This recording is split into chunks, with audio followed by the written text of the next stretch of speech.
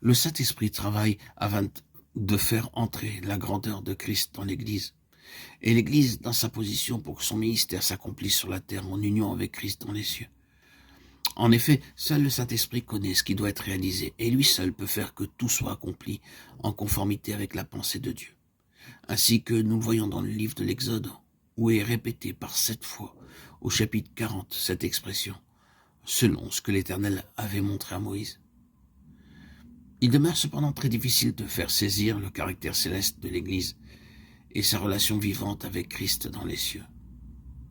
C'est en elle que sont révélées les pensées et les intentions de Dieu pour son peuple. L'Église, en ce qu'elle est dans le dessein éternel, demeure pour beaucoup un mot, quelque chose dont on parle, mais dont on demeure étranger quant à l'expérience. L'Église n'est pas une institution selon un concept terrestre, mais elle est essentiellement céleste. Le produit de la vie même de Dieu, celui du travail patient, persévérant et fidèle de l'Esprit qui brise et élimine par la croix la vie de l'ancienne création pour emmener l'Église sur la base de résurrection, afin qu'elle soit expérimentalement sous l'autorité du trône. Cela demande que Christ soit révélé dans notre être intérieur par le Saint-Esprit. La position céleste de l'Église en Christ, il nous a ressuscités ensemble et nous a fait asseoir ensemble dans les lieux célestes en Jésus-Christ. Éphésiens 2,6.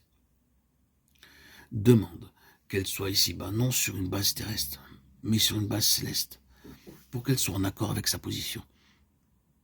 La base céleste signifie expérimentalement et pratiquement que nous sommes sous le gouvernement des cieux, sur la base de résurrection, où nous avons le ciel ouvert, que nous dépendons de la vie qui nous enseigne, parle, dicte, le Saint-Esprit, révélant Christ dans notre être intérieur. C'est le témoignage rendu par notre Seigneur lorsqu'il alla au Jourdain, ou dès sa sortie de l'eau. Il fut sur la base de résurrection, et comme tête et modèle de la nouvelle création, nous le voyons se mouvoir entièrement dépendant sous le gouvernement de l'onction. Les chapitres 9 et 10 du livre des Nombres illustrent également ce que nous venons de dire. La nuée et les trompettes se trouvent étroitement associés.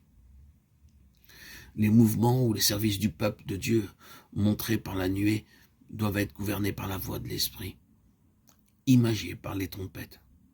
Si nous dépendons de l'homme glorifié dans les cieux, de la voix de celui qui est sur le trône, nous ne pourrons décider ce que nous avons à faire. L'onction signifie que nous ne ferons que ce que dit l'Esprit. Il est, lui, le grand maître d'œuvre entre les mains duquel tout a été remis. Le livre des Actes montre Philippe comme étant un homme sur une base céleste et sous le gouvernement des cieux. Acte 8. Un serviteur dépouillé de tout intérêt et de tout mobile pour lui-même, sachant que l'œuvre en Samarie est celle de Dieu accomplie par le Saint-Esprit. Il est là comme un simple serviteur, un vase crucifié au service des seuls intérêts du Maître. En considérant son obéissance immédiate à la voix de Dieu, combien devons-nous connaître un détachement intérieur à un degré tel que Dieu puisse faire de chacun absolument ce qu'il veut.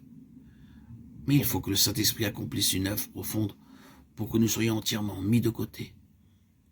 Nous ne serions entrés dans le plan de Dieu avant qu'il n'occupe toute la place et qu'il jouisse d'une pleine et entière liberté de passage en nous.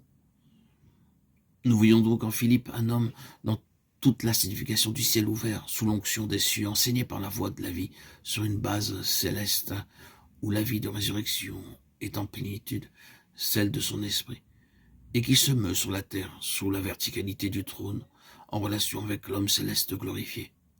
Il ne saurait en être autrement. L'Église